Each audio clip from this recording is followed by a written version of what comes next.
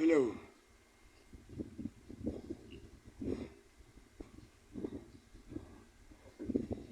Pag-usapan natin yung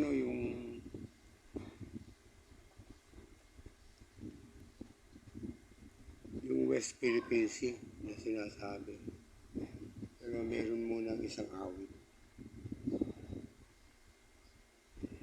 Mabuti pang mag-almusal ka ng kamote. Makakaigi pa ito sa iyong sarili.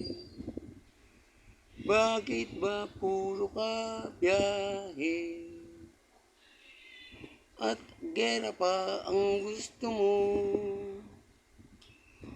Taas tama, bad trip na talaga.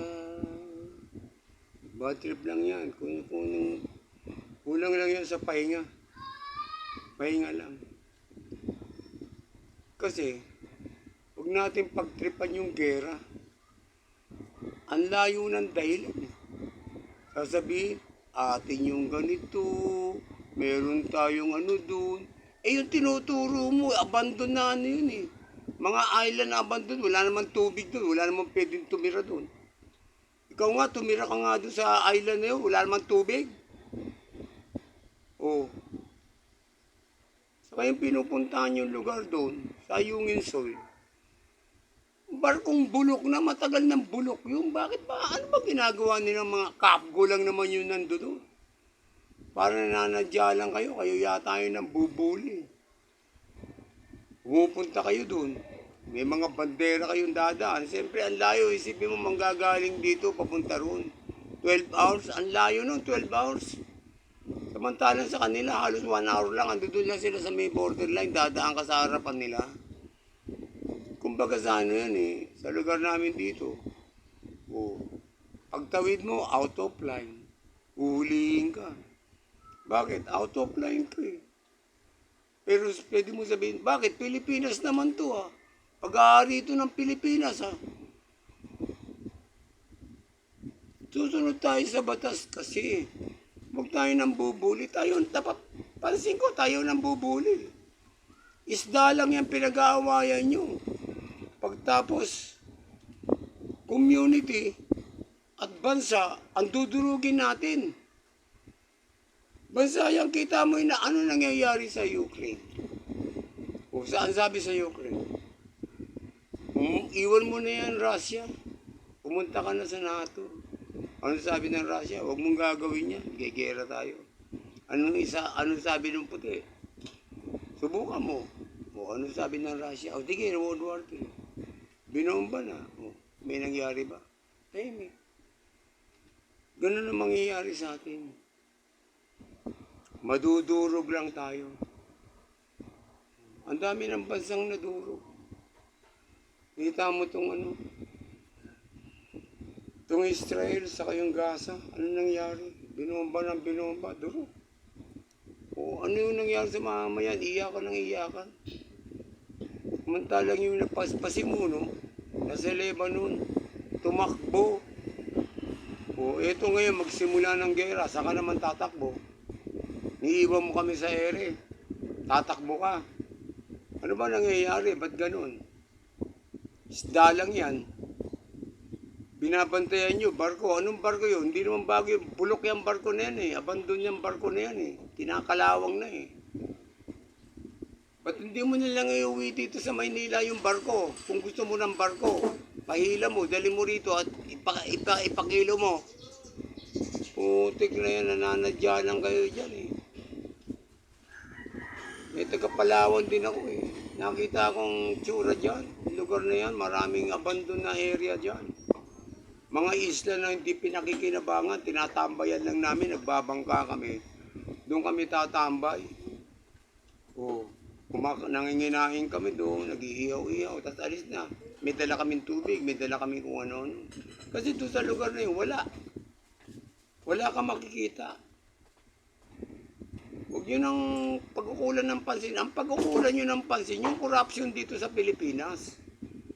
Huh? Yung corruption dito, ang dami na. Bumalik na naman yung corruption na iya. O sa Manila na International Airport, bumalik na naman yung corruption dyan. Yan ang ayusin mo kasi. Oh. Puro nakawan na eh. Bilyon-bilyon na ninanakaw eh. Tapos idadaan mo sa gera. Parang umiiwas ka sa ano eh. Sa problema eh. Nababad trip ka yata eh. Idadamay mo pa ang Pilipinas. Sabi mo, noong panahon ng ating mga ninuno, nakipaglaban sila sa mga Kastila. Nakipaglaban nga ba? Di ba ang kalaban ng mga ninuno natin eh, Pilipino? Sino ba pumatay kay Rizal? Di ba Pilipino? Sino pumatay kay Andres Bonifacio? Di ba Pilipino? Ay, asan ang kalaban mo doon? Sabi mo, nakipaglaban tayo. Ibinenta tayo ng Kastila sa mga Amerikano. Nung dumating naman ng Hapon, ano nangyari? Problema rin, Pilipino rin. Pilipino turo, Pilipino tago. Hindi, huwag mo isipin yung gera kasi alam mo yung gera. Itong Vietnam, Korea, Japan, Australia at kung ano-ano pang bansa. Nakadikit lang yan dyan. Nagkakabuli-bulihan lang. Hayaan mo sila magbuli-buli. Huwag kang magyabang-yabang. Di ba, kung di ka tatakbo eh. Oh. Di ba, kung di ka tatakbo. Kaso alam namin na iiwan mo kami sa ere. Kaya naman mga style nyo. Isang putok, takbuhan na. Handa na yung mga passport nyo, bumbayan. Paalam mo ba kung sakali magkatuluyan nyo? Durog din ang mga property nyo, lahat. Durog. Tapos hindi na kayo makakabalik. Bitay ang abuti nyo dahil kayo nagsimula niyan. Hahatulang kayo ng bitay lahat. Isipin mo yan. Huwag mo sabihin na ang mamatay ng dahil sa'yo. Talagang dahil sa'yo, mamamatay kami. Huwag kang ganyan. Binoto ka namin. Binoto kita. Binoto kita, pinaglabang kita. Pero hindi dahil sa binoto kita, magbubulag-bulagan ako. Hindi. Binoto kita, dilat ang mata ko. Dahil yung panahon ng tatay mo, hinangaan ko rin. Parang si Digong. Si Digong hindi ko binoto, pero hinangaan ko kasi yung war on drug, napakahirap nun. Mahirap nun. Walang sino man tao ang lumalaban sa drug. Takot sila lahat. Pero mo, mayor, yung general, nasa harapan mo, drug lord. E pwede kang putokan ng isang beses. Takot sila lahat. Kahit sino. Takot. Pero si Digong lang ang lumaban. Kaya walang makapagsasabi na ayaw nila kay Digong. Sa'yo pwede kasi nagbalikan eh. Nagbalikan. Sayang. Huwag mo sayangin kasi. May pagkakataon pa. Linisin mo lahat. Yung mga bilyon-bilyon nawawala, ibalik nyo.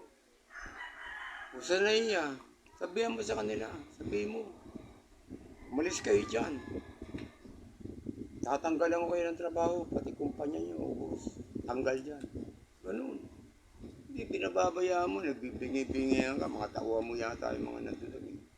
Hindi na laglag bala nangyayari doon. Wasak maleta, wasak bagahe, durog bagahe.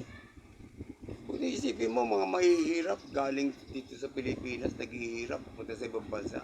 Magbabayad pa sila ng mga kung ano-ano. Malalaking halaga para makaalis lang. Pagbalik dito bibirahin. Hindi ka ba naawa doon? Alam mo yung tatay mo, nag-abroad ako. Libre. Pag uwi namin, pagka-contract worker yung passport, hindi na binubuksan yung bagahe. Dire-diretso na. Pero lang kung may tumutunog sa loob. Pero pag malinis ang bagahe mo, hindi na nabubuksan, wala nang pakialam. Kasi contract worker ka eh. Oh. Iba ngayon eh. Ang pinag-iinitan nila ngayon, mga contract worker eh. Ano ba ang dala ng contract worker? Bala?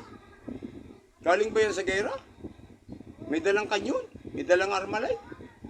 Hindi rin. Mag-isip naman kayo. Mahawa kayo sa taong bayan. Yung sinasabi mong gera-gera, hindi ako naniniwala magkakatuluyan yan. Kasi hindi naman sila bangag eh. Yung China, alam din nila, hindi magpapaputok yun. Alam din nila na meron silang mga kababayan na sasuffer dyan. Siyempre, pag nag-umpisa ka dyan ng putok, ikaw ang puputokan. Putokan ka rin. Eh, ang Amerika, malayo. Uutuin ka lang yan, bigyan ka ng bala, bigyan ka ng bala. Para dirahin ng China. Pag durog na tayo, pupunta rito ang Amerika. O sila na mamumuno rito. Maglalagay sila ng maraming base. O, Philippine-America ulit tayo. Katulad noon. Kung alam mo ha, Eagle money tayo noon. Philippine-American money, ang pera natin. Nag-Japan, Philippine-Japan tayo. Philippine-Japan money, meron din tayo. Kaya mangyayari, ang tuwa ang Amerika pagka winasak ng Pilipinas. Pag winasak ng Pilipinas, nagkaroon ng ceasefire, babalik dito ang Amerika. O magmamakawa ngayon tayo, bibigyan tayo ng pagkain. O lahat ng lugar dito, gagawin nilang base.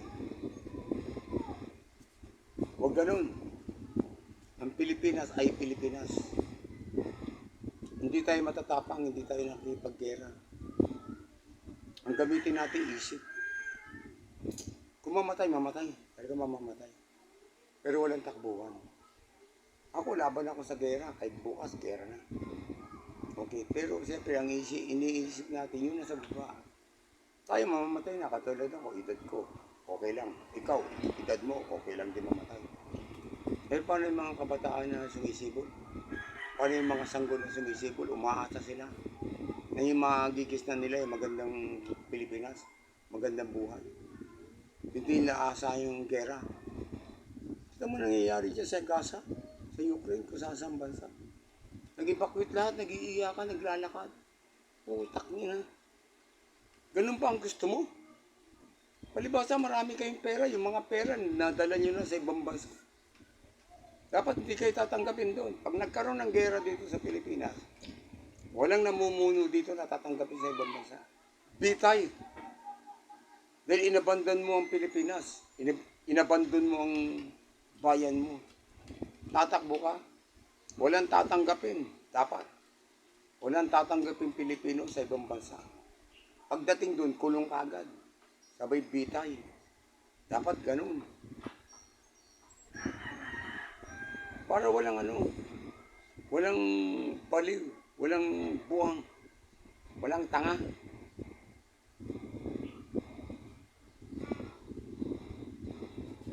Kita mo nga yung bubong namin, oh. Ganyan. Pero tiyatsagaan namin yan kahit puro tulo-tulo yan. Kita mo, meron butas yun. Butas. Tumutulo-tulo yan. Tiyatsaga kahit pa paano, pahinga pa naman kami. Pero yung gera, baka yung butas na yan, Warak yan. Tinamaan ng bala yan. Ayoko. Pinaghirapan ko lang. Nagtyaga ako. Nung panahon tatay mo, naka-abroad ako. Nagtiis kami sa abroad. Yung tatay mo nagsimula ng contract working. Mga OFW. Sa tatay mo nagsimula yan. Huwag mong sirain. Maawa ka sa mga Pilipino na nagsisikap. Maawa ka. Sana yung iniisip mo, hindi magkatotoo. Sana huwag kang pansinin ng ibang bansa. Yung ibang bansa, papansinin ka pero magbibigay lang ng armas. Uutuin ka rin. Pagbira, tayo wawala. Isang linggo lang, durog na tayo. O, asan ka? Okay lang kung durog ka rin. Sabay-sabay tayo matutulog. Eh baka nagpa-party-party ka sa ibang bansa eh. Dapat yan, sa ibang bansa, ikulong ka. Galing ka doon sa, sa stockage na mainit na lugar. Doon kayo iluto. Pilat sa araw. Dapat ganun. Dapat walang iwanan. Hindi ang gusto mo, walang iwanan. Kami talagang walang iwanan. Eh, hindi naman kami makakalis. Wala naman kami pera, wala kami yaman. Talagang lalaban kami ng patayan, patay kong patay. Kahit na patong hawak namin, wala kami baril, babatuhin namin sila. Maganda na lang kahirap ang Pilipinas. Eh. Wala man tayong armas. Eh. Pero sa yabang, magaling tayo. Mahusay tayo sa yabang. Pero pagdating sa gera, sa armas, wala tayo. Kasi, puro lang tayong hangin. Okay na nga yung cellphone ko. Puro hangin. Bunutin mo. Kung masarap. Sasalita ako. Ay, sorry. So, inasadya mo. Hindi mo ako kilala. Hindi mo ako kilala. Yan ang sinasabi ko, sir, kuya. Malaki pa ang paggalang ko sa iyo. Malaki pa ang pagtitiwala ko sa iyo. Alam ko na naiikutan ka lang ng mga maligno dyan sa lugar mo. Magbago ka, sir, kasi kung ang iniisip mo, sarili mo lang, wag. Ang isipin mo, nasa likod mo yung sisibol pa. Na Marcos, marami pa Marcos na sisibol. Isipin mo yung kuya. Huwag yung ikaw lang ang nasa isip mo, nababatrip ka lang yata. Huwag yung isipin yung kayo. Ang isipin nyo, yung nasa ilalim nyo. Yan ang magsasaper, hindi kayo. Sila ang magsasaper ng magiging problema natin. Ang ibibigay mong problema sa Pilipinas. Biro mo, gera yan. Iniisip mo. Hindi maganda. Huwag sana. Huwag sana. Number 1 mong gawin, tapusin ang corruption. Saan na iya? Yung mga problema dyan. Yung drug. Yung nahuling drug, di ako niniwala. Alam kong atin din yun. Ni mga mukha ng tao, hindi pinapakita. Saan dadalhin yun? Pauwiin na. Pwede mo sabihin, huliin natin, kunwari. O pagtapos, dali mo doon sa kabila. Benta na. Hindi ganun, panahon din noon, ganun. Huliin, kunwari. Tapos wala ka rin. Sabihin na war on drug, walang namamatay. Ilang pulis ba namatay sa war on drug? Mag-cert lang ng warrant, paparelease sa mukha. Ikaw nga, mag-cert ka nga ng warrant. Maraming kumontra niyan ha. Ano sabi ni Digong? O sige kayo. O ibibigay namin sa inyo yung warrant, kayo pumunta. Pumunta ba sila? O sabi nila, ay may ginagawa kami. Magaling na sila sa daldan. Pero ibigay mo sa kanya yung warrant, puntahan mo yung criminal mo. Sabi mo, huliin mo siya, sasama sa'yo. Pare pa, pare. Magdasal ka muna, magmisa-misa ka rin, tapos sabi mo, huliin mo siya. Tingnan ko lang, panain yung mukha mo. Walang ganun. Sabi mo, walang nangyari, wala. Paano magkakaroon ng pataya yung video niya na nandiyan dyan? Wala. Atin, o sige na, salamat.